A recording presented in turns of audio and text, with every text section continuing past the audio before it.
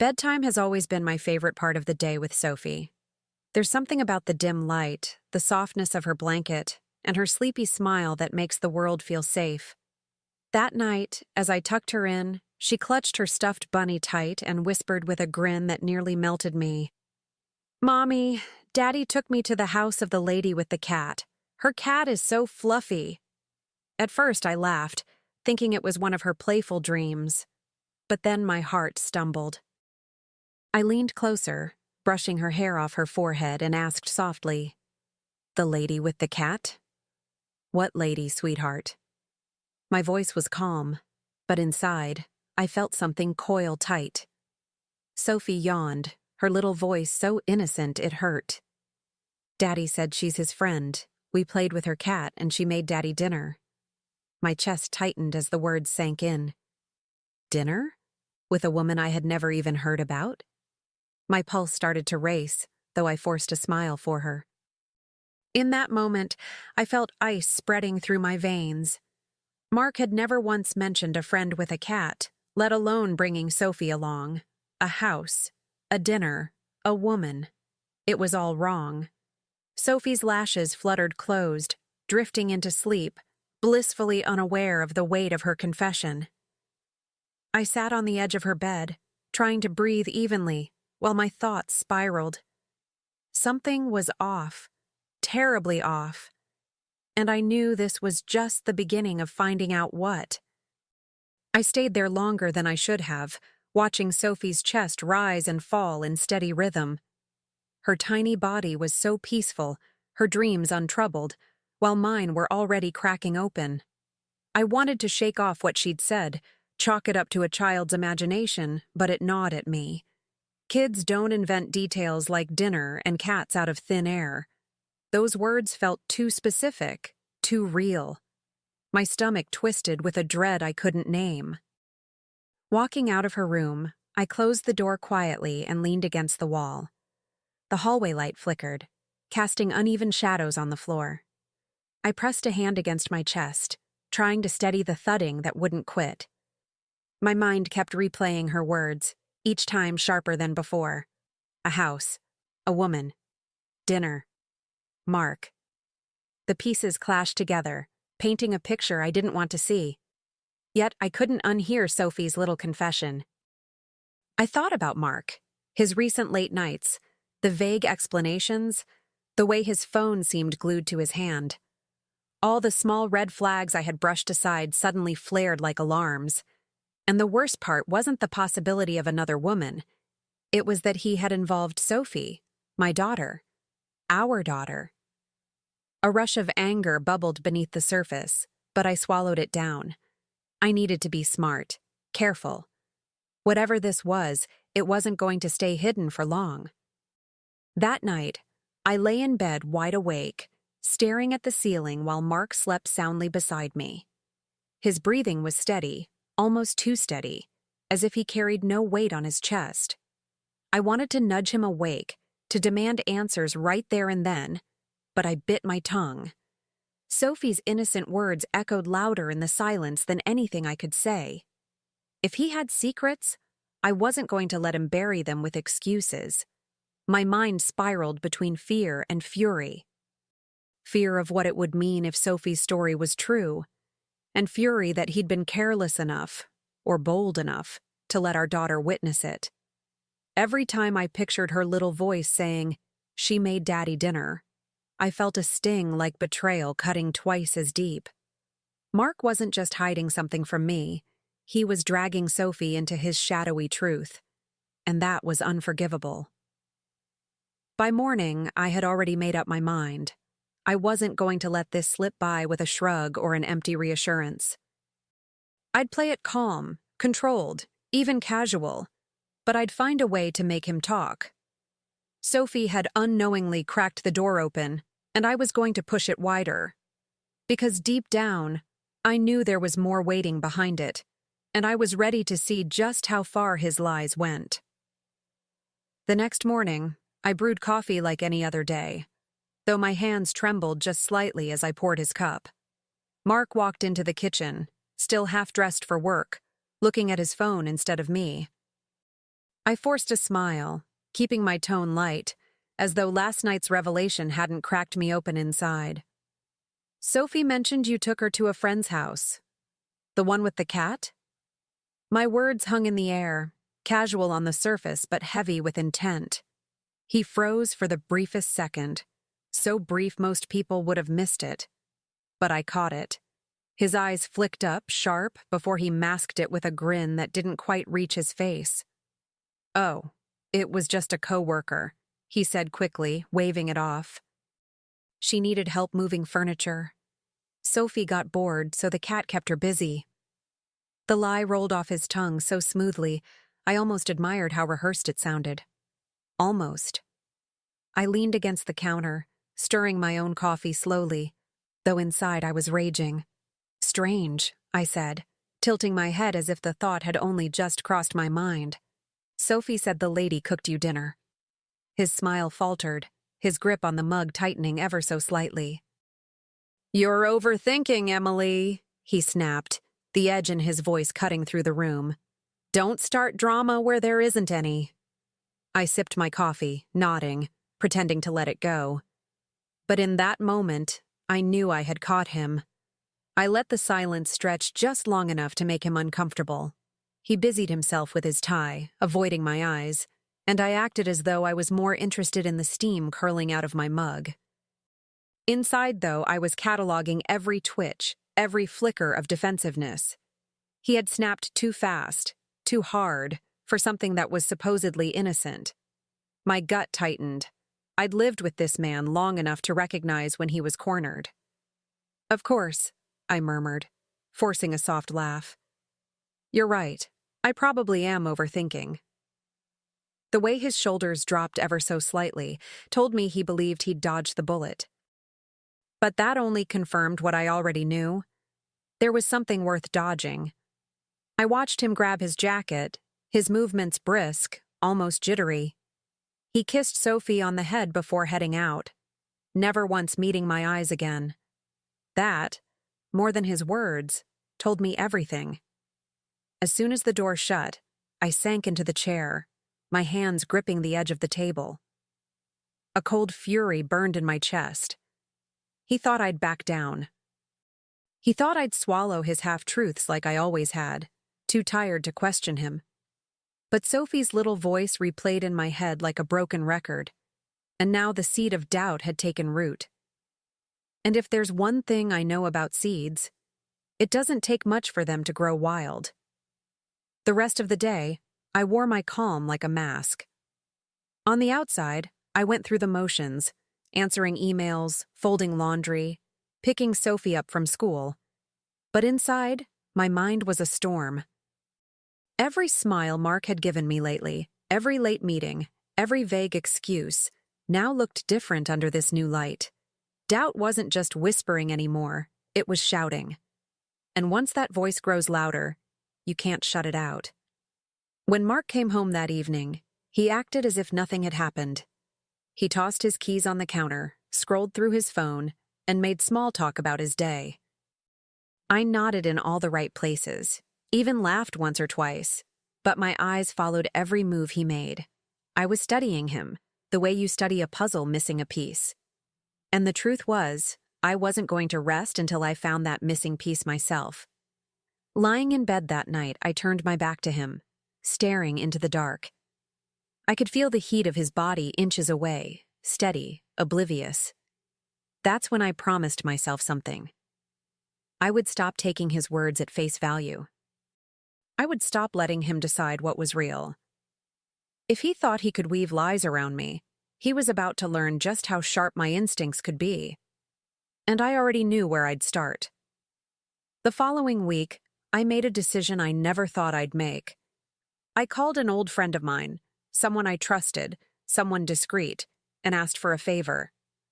My voice trembled as I explained, but beneath the nerves was a fire. I needed answers, not excuses. Mark had crossed a line the moment he brought Sophie into his secret world. I wasn't going to sit in the dark while he played house somewhere else. I remember sitting at my kitchen table, phone pressed to my ear, tracing circles on the wood as I spoke. My friend listened carefully. No judgment, just quiet understanding. "Leave it to me," she said firmly. "I'll follow him this weekend. If there's something to find, we'll find it." Hanging up, I felt both relief and dread.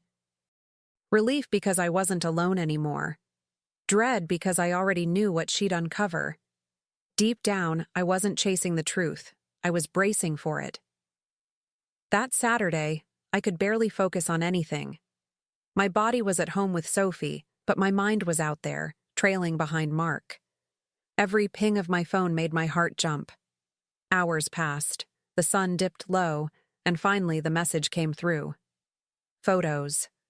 My hands shook as I opened them, my stomach dropping at what I saw. Mark, walking into an apartment. A woman's apartment. The lady with the cat. The pictures didn't lie. There he was, carrying a bag in one hand, his shoulders relaxed in a way I hadn't seen in months. A man at home, not visiting a coworker. And when he left later that evening, his shirt was untucked, his face flushed. My friend's message was short but cutting. He wasn't alone. Same woman. Same apartment. I stared at the screen until my vision blurred, the bile rising in my throat. But the photos that truly broke me weren't of him alone. They were of him with Sophie. My little girl clutching her stuffed bunny while sitting on the woman's couch, the fluffy cat curled up in her lap. My hands shook so badly I nearly dropped the phone. That was it, the unforgivable. It wasn't just betrayal between husband and wife anymore. He had taken our daughter into his lie, made her a participant in his secret life. Rage roared through me, hot and blinding, but beneath it was a cold clarity. This wasn't about me anymore. It was about her. I could swallow my pride, endure the humiliation, even look the other way. God knows I'd tried before. But not this. Not with Sophie in the middle of it.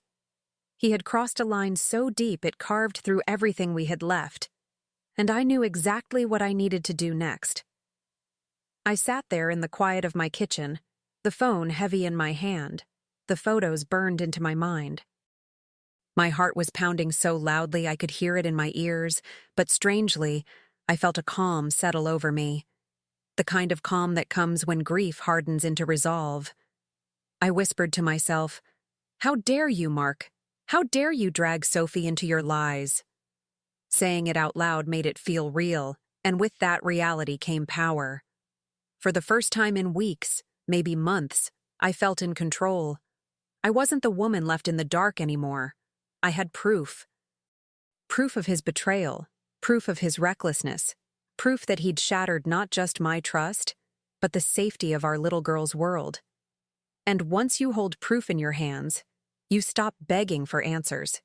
You start planning what to do with them. That thought alone steadied me like nothing else could. As I closed the phone and tucked it away, I already knew what my next move would be. Mark thought he was clever, thought his secrets were locked away. But secrets always have a way of spilling out, and this time, I was going to be the one holding the lid. He had played his game long enough. Now it was my turn to set the rules, and he wasn't going to see it coming. When the idea came to me, it felt almost too simple. If Mark was going to keep parading his lies, then I'd let the truth slip out in a way he couldn't control. I invited his parents over for dinner, a warm family evening, nothing out of the ordinary. Mark was pleased, even smug, thinking I was playing the dutiful wife again. But beneath my polite smile, every detail was part of a plan. The stage was set, and all I had to do was let Sophie's honesty do the rest. The night arrived, and I worked the kitchen like any hostess would. The smell of roast chicken filled the air, wine glasses clinked, and polite chatter floated across the table. I watched Mark laugh at his father's stories, his mask firmly in place. He had no idea that the cracks were about to split wide open. Sophie sat between her grandparents, happily nibbling on carrots, her little legs swinging under the chair. She was the picture of innocence, and my quiet weapon. I kept my tone light, my smile practiced, as I leaned toward her. "Honey," I said sweetly, "why don't you tell Grandma about the nice kitty you played with?" The words slid off my tongue like honey, but inside I was steel. Sophie's eyes lit up, and she clapped her hands, eager to share. I held my breath, watching Mark stiffen in his seat, the fork pausing halfway to his mouth. The trap was springing, and he didn't even know it yet. Sophie's face lit up the way only a child's can when she's talking about something she loves. "Oh, yes," she chirped, her little voice carrying across the table. "Daddy always takes me to the ladies' house. She has the softest kitty, and she gives Daddy kisses too." Her words rang out, clear and unfiltered, slicing through the cozy atmosphere like shattered glass. For a moment, no one moved. The silence was deafening. I watched his parents freeze, forks hovering mid-air, their eyes darting between Sophie and their son. Mark's mother's lips parted, stunned, while his father's brow furrowed with something sharper, disappointment, maybe even disgust. The entire table had shifted in an instant. Sophie kept chattering, blissfully unaware of the weight her words carried, as if she were describing nothing more scandalous than a bedtime story. Out of the corner of my eye, I saw Mark's face flush deep red, his jaw tightening as he leaned closer to me. His voice dropped to a furious whisper, sharp enough to cut. "What are you doing?" he hissed, his eyes burning with panic. I turned my head ever so slightly, my expression calm, almost serene. "I'm just letting the truth come out, Mark," I murmured, my tone smooth as glass.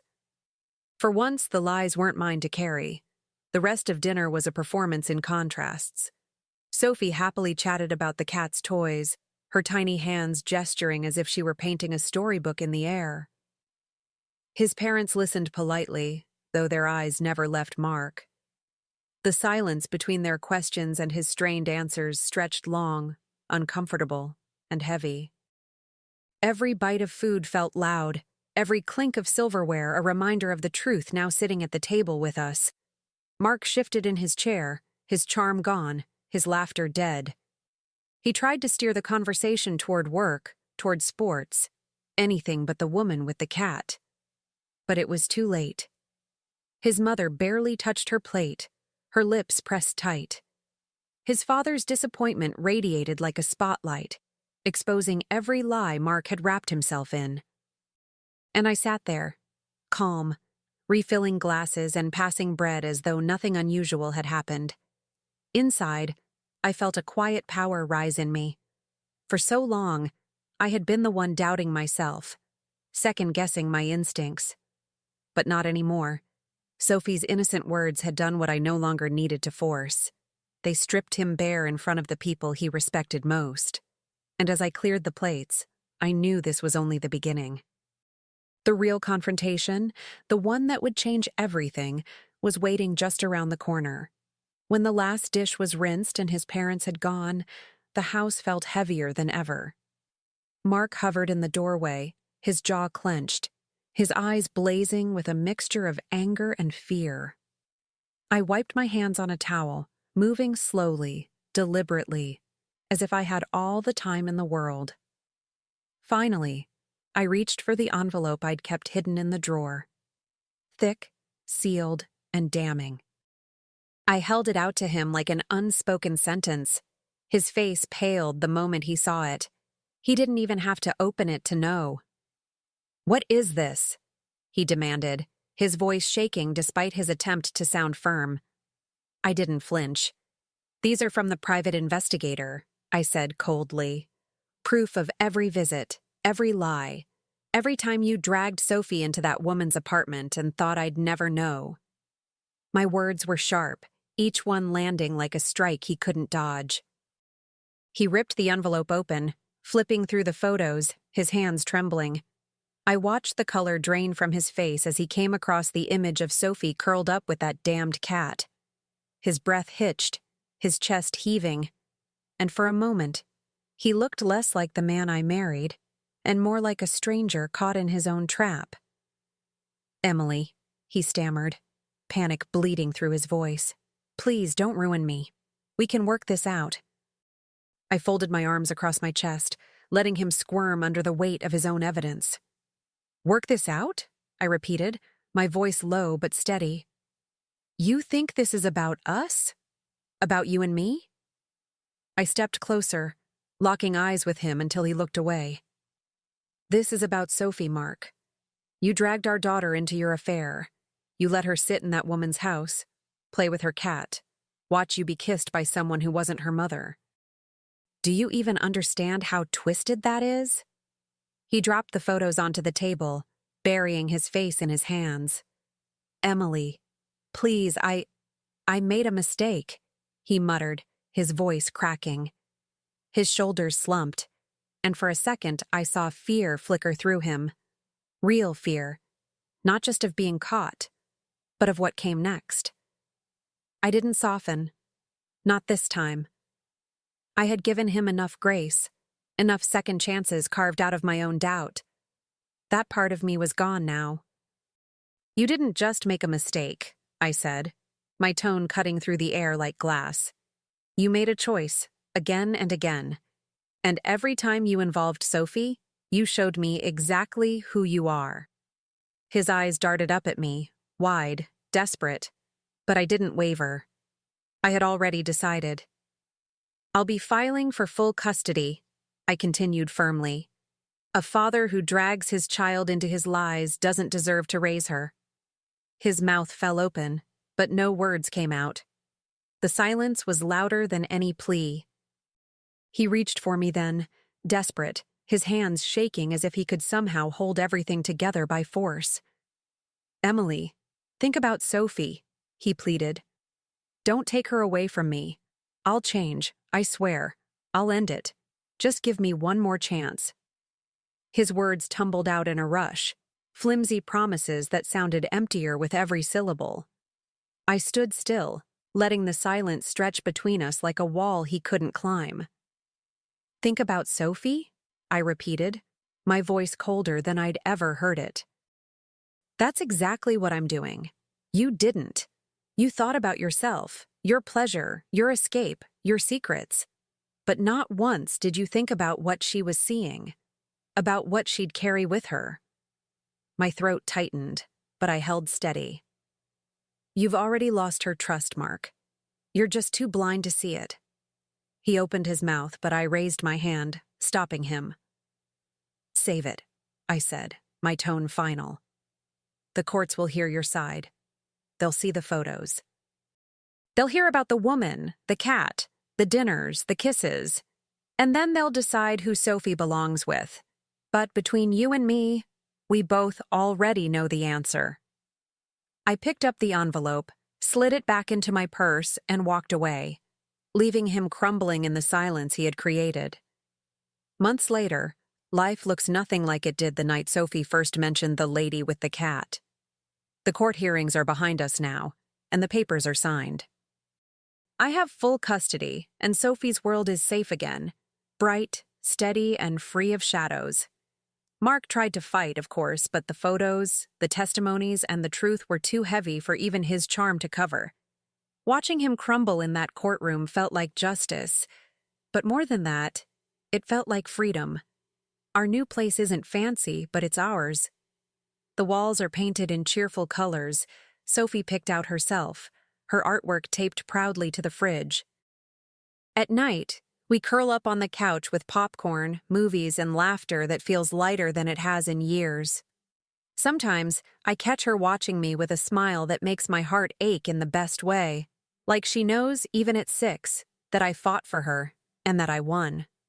Mark's parents don't visit him much anymore. The disappointment in their eyes that night at my table never left. They see him for what he chose to be, and in their own quiet way, they stand with me. I don't need their approval, but I won't lie. It feels good to know I'm not alone in this truth. For once, the lies belong only to him, and the life Sophie and I share is built on something real.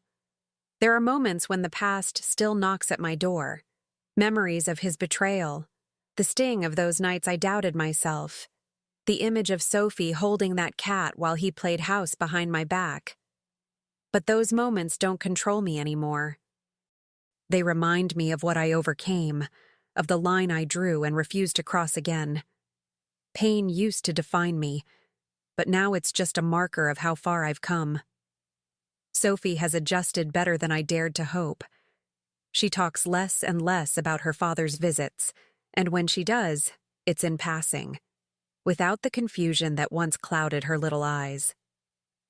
Instead, she talks about our garden, about school, about the sleepovers she wants to host in her new room. Her laughter fills the house like music, and I find myself holding on to those sounds like they're treasures. Because in truth, they are. And me? I'm stronger than I ever imagined. The woman who once second-guessed every gut feeling now stands tall, certain, unshaken. I look at myself in the mirror, and I don't see the betrayed wife anymore. I see a mother, a fighter, someone who turned betrayal into power. And as much as Mark tried to break me, in the end, he gave me the gift of rediscovering who I really am. One evening, as we settled into our little living room, Sophie climbed onto my lap with her blanket and whispered, "Mommy, I love our new place. It's so happy here." Her words pierced straight through me, softer than any verdict, stronger than any proof. I kissed the top of her head, my arms tightening around her, and for the first time in a long time, I felt truly at peace. I smiled, my voice steady as I answered, "Me too, sweetheart, me too." And I meant it with every fiber of my being. The walls around us no longer carried the weight of lies. They carried our laughter, our quiet mornings, our late-night talks about silly dreams and future adventures. Every corner of this new life held freedom, and in that freedom, I found justice. Not just for me, but for her. Revenge hadn't been about destroying Mark. It had been about reclaiming myself, protecting my daughter, and showing him, and everyone else, that betrayal didn't break me. It built me. And as Sophie drifted to sleep in my arms, I knew one thing with unshakable certainty. This was our beginning, not our ending.